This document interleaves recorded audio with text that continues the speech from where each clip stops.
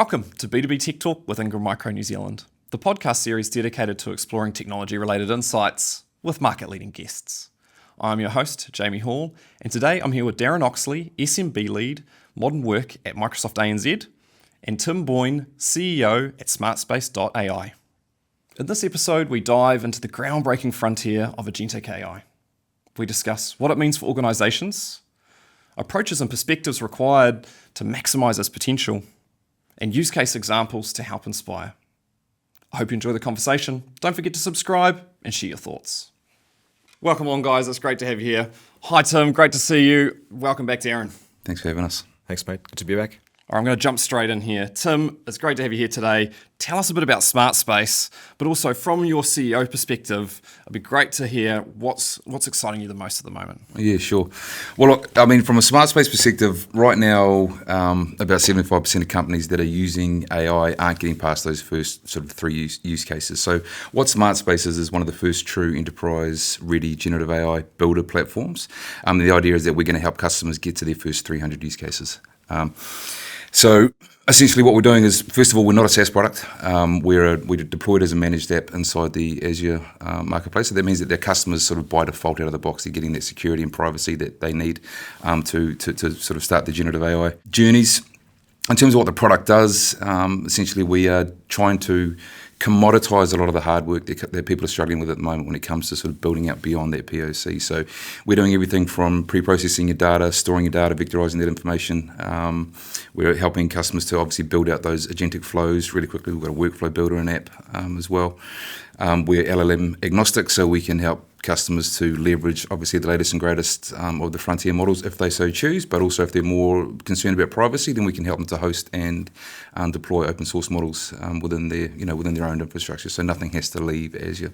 Probably the most important element of the platform is that we have access control, security, governance out of the box, and that's really the missing piece, really the missing component that we'll probably dive into a bit more as we. I'm sure we'll tuck into that a bit later as we get into the chat. But we're really just trying to commoditize all of the hard work so that customers can get up and running really quickly, and that's really the thing that excites me. Is that I think if you look at all the sort of thought leadership around the impact that generative AI is going to have on businesses over the coming years, if we carry on doing things at the rate that we're doing it, we're just never going to get there.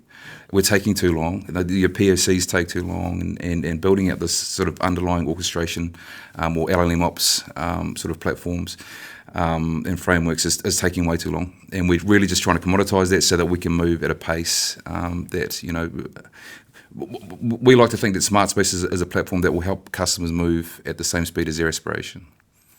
And so, yeah, I mean, it's obviously incredibly exciting times, and it's an exciting space for us to be a part of. It sounds very exciting. That's awesome. Now, I am going to go to you, Darren, in a moment, but I've got one more question for Tim first.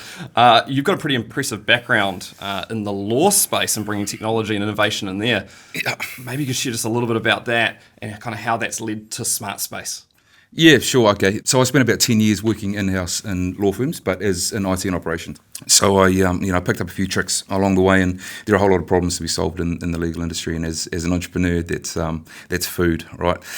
So originally, LawView started off as a platform that was going to help companies and in-house legal teams to work more closely with outside counsel. And to manage all of the work that they were briefing to outside counsel. I think that we started there and quickly realised that that's only about 20% of the work that in-house legal teams had on their plate. 80% of it stayed in-house, and there was just the highest performing legal teams in the country in New Zealand at the time when we launched in 2015. If they were really high functioning, they had an Excel spreadsheet to sort of help manage what they were doing. So we saw that there was a big opportunity there to build out their system of record. We call ourselves a workspace now, and it's been a fun journey. Sam and I started that in 2015, and here we are almost 10 years later, and we've created something that's pretty special. I think it's not a stretch to say that we're the leading sort of workspace for in-house legal teams globally. Now we set the standard, and I'm certainly pretty proud of that company and we're accelerating, so it's it's been a fun ride. Very cool. Now, if you had one piece of advice that you'd give somebody that was maybe had an idea or was on the journey to start something, do a startup, get into that tech industry, what would be something that you would share with them? I think for me the key is to stick to what you know if you've done your 10,000 hours in an industry or in a particular job, and don't throw that away. That's so valuable, because it's not about the idea. So like if you've spent 10 years in logistics and you hate your job and you hate the company that you work for, don't throw it all away to go and start an app for hairdressing, It's because it's not about the idea, it's about the execution, and execution comes down to how well you know your industry and the vertical that you're going after and the problem that you're trying to solve, the various personas that are involved and the incentives that drive everyone. That's what makes really good businesses. So my advice would be, if you've done your 10,000 hours, find a lens or a way of looking at your industry, find some problems that need to be solved, and sort of fall back in love with it, or just stick to problems that you know. Is my advice. Nice. Great. Now, Darren, we've obviously already had a conversation before. It was around cybersecurity. Great to have you back. But maybe share a little bit of a role update for us, and what brings you here today to talk about Agentic AI. Yeah, Jamie, it's great to be back. I think the world as we know it is changing. And to Tim's point, there's such transition at the moment. We have an internal phrase at Microsoft which says you need to be a learn-it-all, and that's so applicable at the moment with the rate of change that we're seeing in this whole AI space. So our roles are really continuously evolving as they do in the technology space. But I think if I look at where we're going in our space, particularly for small and medium business, it's how we as Microsoft show up both for our partners and for our customers and help them on this journey to AI, because it's not coming, it's here, and you've got to be on board. Nice. All right, well, to set the scene, and before we kind of go too deep, I wanted to go back to basics very quickly and touch on sort of AI agents and what that is, but then also the difference between that and Agentic AI, because I'm not sure that everyone would sort of know quite the difference. So, Darren, do you want to maybe share a little bit about that? Yeah, sure. And I think the kind of way we see Agentic AI is these tools that you've got or the artificial intelligence tools that exhibit what we call agency, right? An agency is the capacity or the ability for these tools to make decisions, take actions against those decisions, and then pursue some form of goal against that. And I think the really interesting thing about these is they designed to operate with a degree of independence. But they're adaptive, right? So they can change the environment or change in the context in which they're operating. And I think maybe the best way of this, by example, is you think about having an agentic travel agent, right? So say now I need to travel to an AI conference in Christchurch or wherever. I can go to an agent like this and say, right, I need to travel from these dates, 21st of May to the 23rd of May. I need to book flights, hotel, car. While I'm there, I want to meet Jamie and Tim for a meeting on the side, etc., etc. Go away. And the agent can then take that information, consolidate all that information. So gather, for example, the booking requirements for travel from our travel tool, bring that together, present it back to me and say to me, okay, and I need to put a budget around it. So I could say I've got $1,000 to spend, right? So it takes those parameters, goal seeks them, puts it back, presents it back to me as an option, and I could say, yes, go book, and it will go away and execute that for me.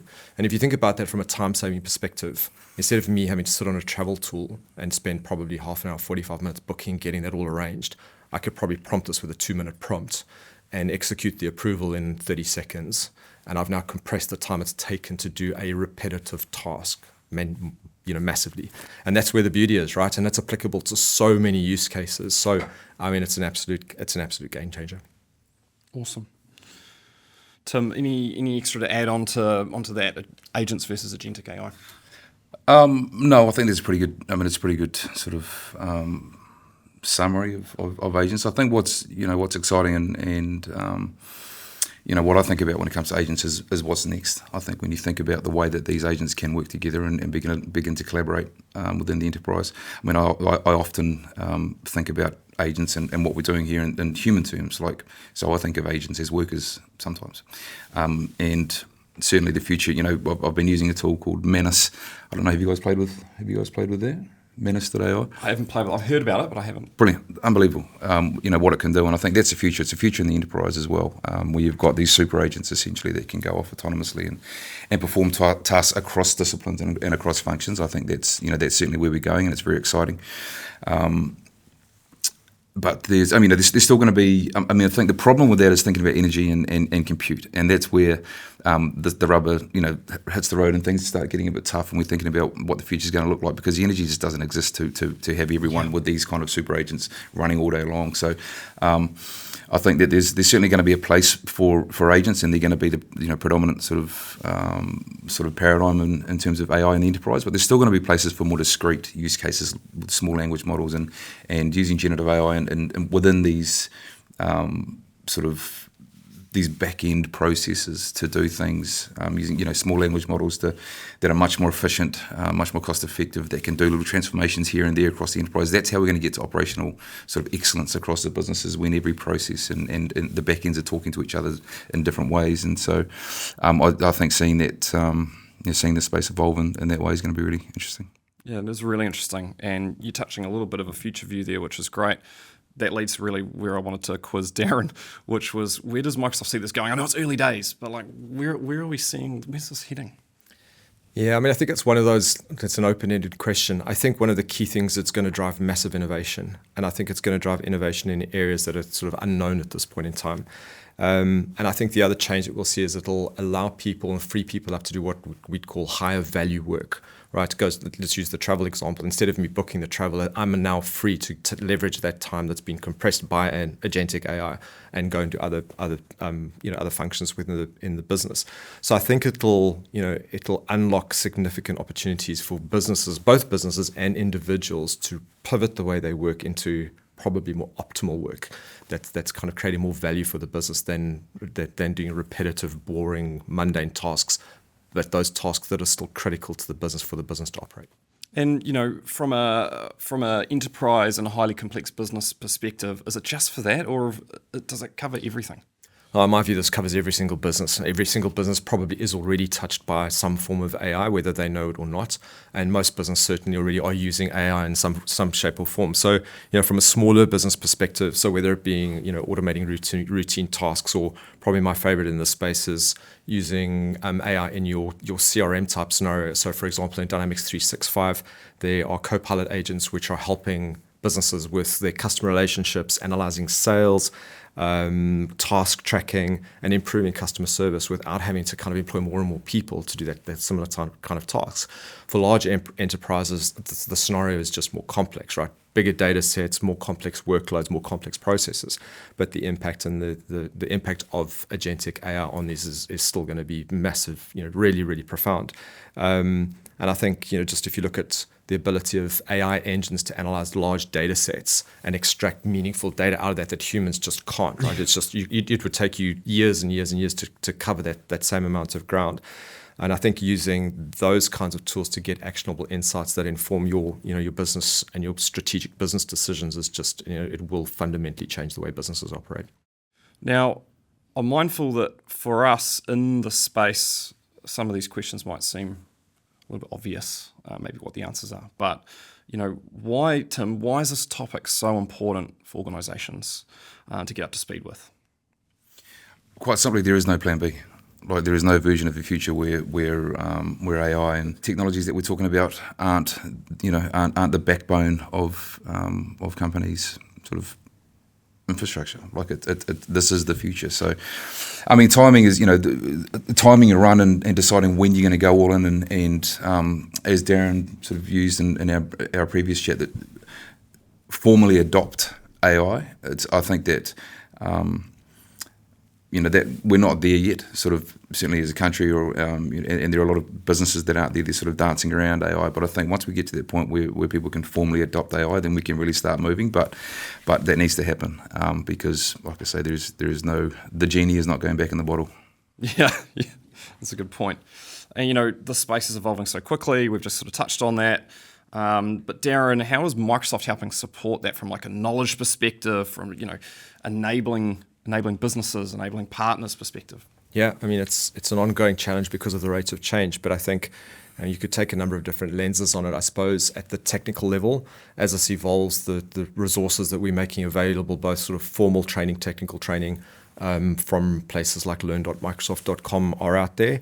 So I think whether you're a partner that's serving customers or a customer that has your own in-house technology, those training resources are there, and it's super important to get across them as soon as possible. I think the other part that's critical in this, and again, both from a partner and customer perspective, is the adoption and change management processes that need to go coupled hand in hand with this technology set. As we've said now a couple of times, it is changing the way businesses operate. But in order to get it entrenched, you have to have the resources that are, have knowledge around how to do this. One of my favorites is we've got a resource called the 6-Work Copilot Journey. And it's literally a 30-day, day-by-day, prompt-by-prompt guide as to how to implement Copilot in your business, right? So, and if you go through that and you follow that process and you get your team to follow that process, they're going to be a lot more enabled to do it. So there are a huge number of resources that are available. It's just a question of finding them. And a couple of links in the resources to this podcast at the bottom. So, and great shout out. We've included a few in the description, so we'll make sure that they're there. But yeah, you've curated a few there, so thank you for that. Awesome. Hey, Tim, you're in this space, no pun intended, smart space, but what are you seeing in regard to organisations' understanding and adoption? And what are maybe some of the traps that you're finding organisations are getting caught in? Yeah, it's certainly things have changed dramatically this year in terms of attitudes and mindsets of executives and boards and C-suites. They're all in on this stuff. In the large part, again, it's just about timing in terms of when they're gonna make their decision to sort of formally adopt AI. But which is great. When I was at Lawview, it would have been a dream to have CEOs and boards sort of being the first port of call and signing off and passing Lawview down. But we were sort of very much the opposite. But it's interesting though, because once you get that okay from on high to deploy this stuff, that's actually when the hard work starts. Once the CISOs get involved, once the rest of the tech team, the security teams get involved, the procurement teams get involved. There's certainly something to be said about innovating on procurement processes in this part of the world, because it's quite challenging. So certainly, it's great to see the mindset changing, But in terms of some of the traps that we see when people sort of get to that POC stage, I think there's a fairly well understood playbook in terms of how best practice for POCs. I think it's backwards, but and maybe we can get into that. But I think the biggest trap that people fall into when they're testing or proving out generative AI is they're not thinking enough about governance specifically, and the implications of that. It's hard getting to the end of a POC. Realizing that it's sort of done what you expected it to do, that's great, but it's probably, in my opinion, about 10% of the work. 90% of the work is actually getting this thing ready for production, and that's where you have to think about data lineage. You've got to think about policies, enforcing policies. You've got to think about reporting. There is a whole lot of security, access control, all of these things. You've got to also then plumb into the actual data, because most of the time POCs are done on a nicely curated set of sort of standalone data. There's just so much that goes into productionizing these things, and I think that the way that companies should be thinking about that is getting that framework or those platforms established first, thinking about how you're going to do this stuff at scale so that you can get to that first 300 use cases, and then start thinking about, then do your workshops and start figuring out what you're going to build first and why you're going to build it, and what the ROI is going to be on that. Great. The leadership approach and mindset is a huge influencing factor, right, in New Zealand, and you've already touched on it, which is good. But where do you see room for improvement for New Zealand? And I'd really be keen to hear from both of you on this one. Is there any common themes that stand out? But yeah, any kind of improvement areas, do you think? I think probably the first thing and the easiest thing that companies can do when they start their generative AI journey is to really deeply understand their procurement processes, understand what that looks like first, and then build the sort of the project that, the POC plan, go find your vendors and stuff.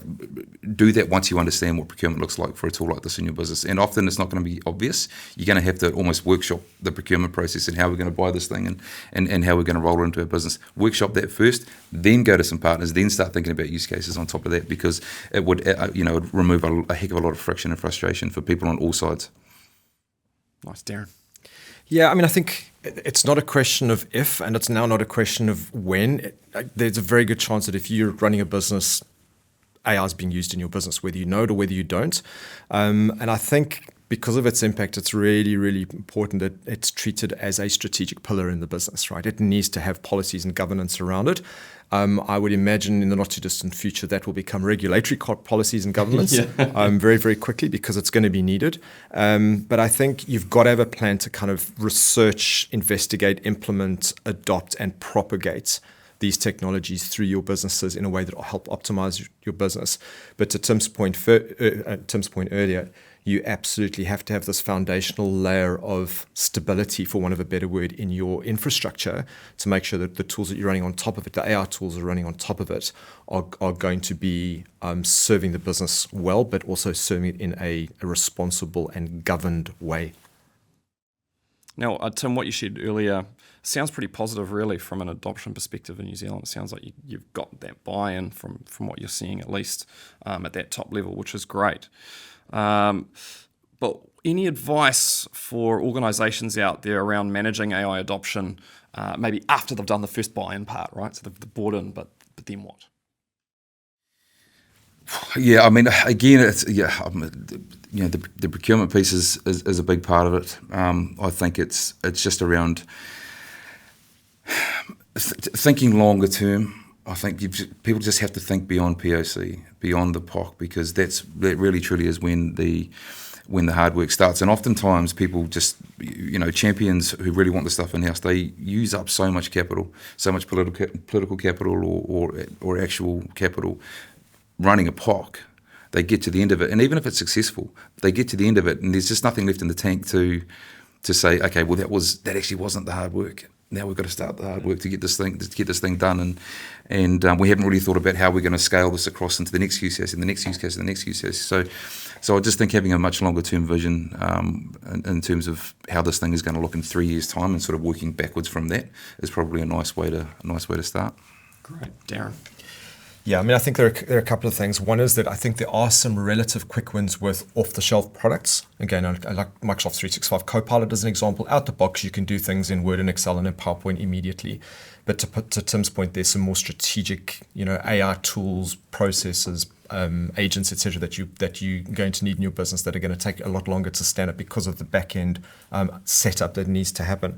But I think just in terms of overall adoption, I think it's really important, and we've seen this with customers, is having a very, very clear plan as to how this is going to work out, both from internal adoption, communication around what the company's strategy is around AI, demonstrating quick wins to show the value. But also there's a huge opportunity for both from a training, development, and leadership perspective to give people, who subject matter experts in the business in their specific areas, the leadership role to go and take these AI tools and figure out what they can do to help optimize those processes. So I think having a really clear structure around how to do this, as I mentioned previously, as a strategic pillar, is just this needs to be something that's on the board agenda.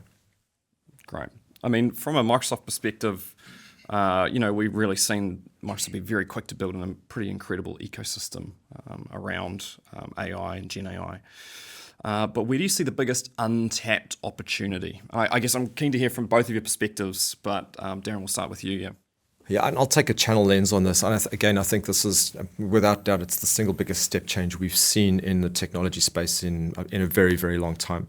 So I think the first real opportunity is that to understand that every single business, regardless of size, regardless of industry, is going to be and is already being impacted by this. So kind of once you accept that, it's not a question of it's not a debate anymore, it's coming, right?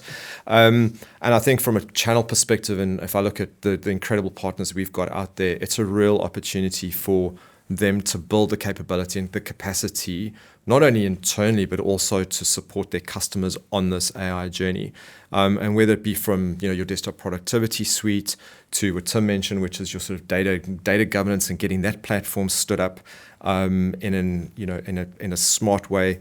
And then the other thing is we're starting to see partners, and again, Tim's company is a good example of this, right? Where you're building IP on the AI stack, and whether that's a IP that you can cascade across multiple customers and leverage that to either to your own benefit or to your customer's benefit, or building bespoke IP that's resolving an issue for a specific customer.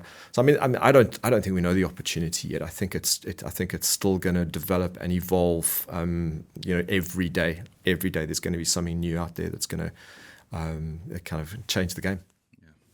I think just sort of to build on that, I think that if you look at what people are doing in the sort of consumer space with AI now, like it's mind blowing. If you look at what's happening in the enterprise space and within business, it's very underwhelming in terms of what's happening right now. And so I think the opportunity is really for partners to become that trusted advisor to businesses. Very few businesses have capability in house to do this stuff in a meaningful way, and I think that. Channel partners, we're sort of channel first is our go-to-market strategy as well.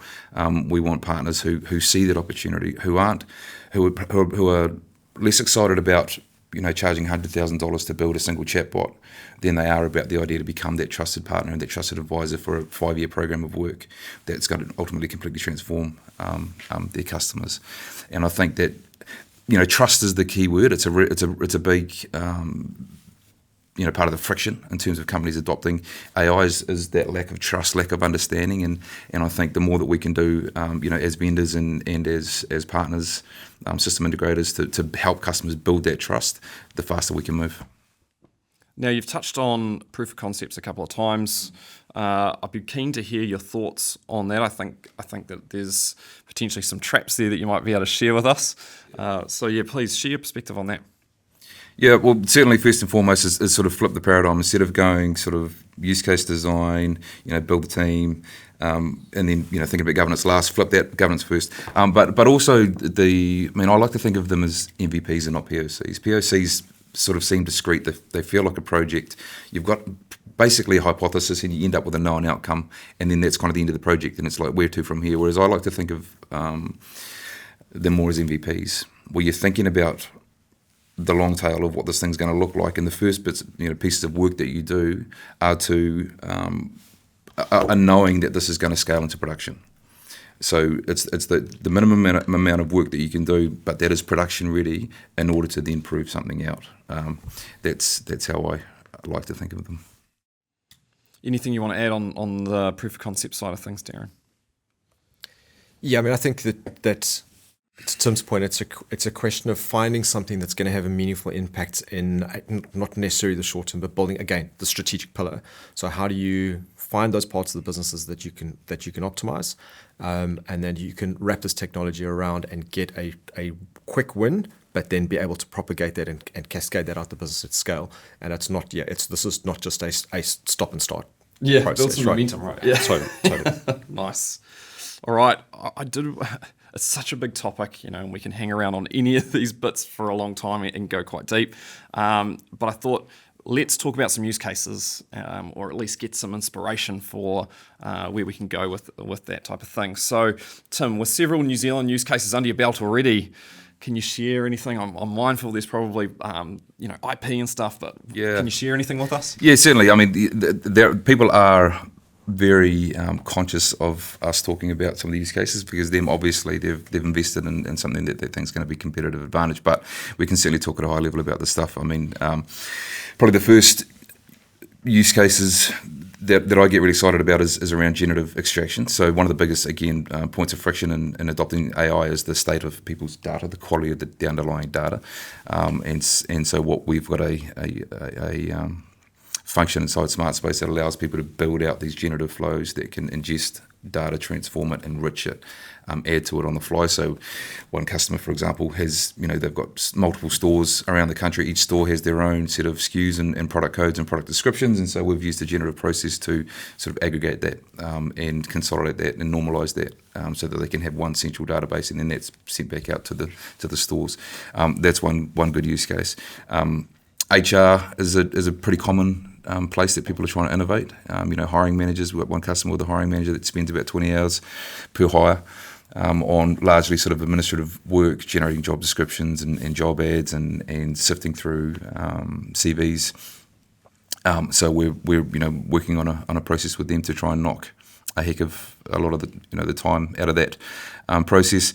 And then you've got we've got a customer in the financial services industry, and they have basically a CRM, and within their CRM they have to enter advisor notes. So this is an example of a really discrete sort of sort of kind of niche little use case, but this is increasingly, I think, where we're going to go. This is what needs to happen if we're going to get to that 300 use cases. So they've got a CRM that sends a payload through to, they basically, working in their existing CRM, they click a button, that sends a payload through to Smartspace, we turn it around, we generate the notes that would typically take them 2 or 3 hours to write, and it just appears magically back in their existing CRM. So for them, nothing really has changed, except they've got a new button on their screen. And I think that's the way that we're really going to get this stuff to scale throughout enterprises in a meaningful way. Sounds really exciting. Darren, from a broader perspective, what are some of those use cases or examples that you're seeing out there? Yeah, again, there are loads, so picking one or two is a bit tricky. So I'll just do a couple that I've kind of come across firsthand. One is an engineering company, manufacturing stuff, and they used the advanced analytics function within Excel, which runs some Python analysis across the data, which I know nothing about. Played with it a bit, and it's astonishing. But they've used that to drive production efficiency gains by looking at the deep analytics on that data and pulling out some insights that they previously just had no clue about, which is really amazing, and produced a whole bunch of charts and stuff that visually showed what was going on. Another one is a law firm that was using Copilot to help draft appeals to cases that they were working on. So using some of their own case law archives and precedents and ingesting that and using Copilot to stand up the response. One of my favorite is someone I was chatting to last week that went to a specialist medical appointment with a specialist doctor. And post the appointment, she got an email that had a summary of the appointment, the recommendations, confirmation of the medication that was prescribed, which is, I guess, her view on it as the patient. But I would imagine on the back end, from a doctor's perspective, the doctor got the case notes recorded, automated, added to the patient's medical history and medical file. And if you think about that from a healthcare professional's perspective, the ability to now not have that administrative function of having to go and type up notes for that case by case by case. It's all automated. It's all probably with using a medical LLM merged into language that is medical. I think that's just the most, like, a really astonishing example of something that will be truly impactful, not only for the patients, but for doctors who now are freed up again. We talked about this efficient use of time, freed up to spend more time doing what they're trained to do, and that is to kind of help, hopefully, more patients. So there's some, there are loads. There's some, one of the things we really haven't touched on today is RFP. And I've seen some examples of channel partners who are using, again, Copilot in an RFP environment to respond to complex RFPs, distill it down, tie it back into their own service offerings, using previous RFPs that they've responded to as the baseline to build a new response, and using Copilot to generate the response, plus a PowerPoint presentation to go back to the customer with, to answer the FAQs from the customer, to generate FAQs back to the customer on parts of the RFP that weren't clear. And the one partner I spoke to, he reckons just saved weeks and weeks of work. So much time that goes into those. Yeah. So I think there's some really, again, we talk about tangible use cases. That's a really, really good example of where this technology really is having a profound impact.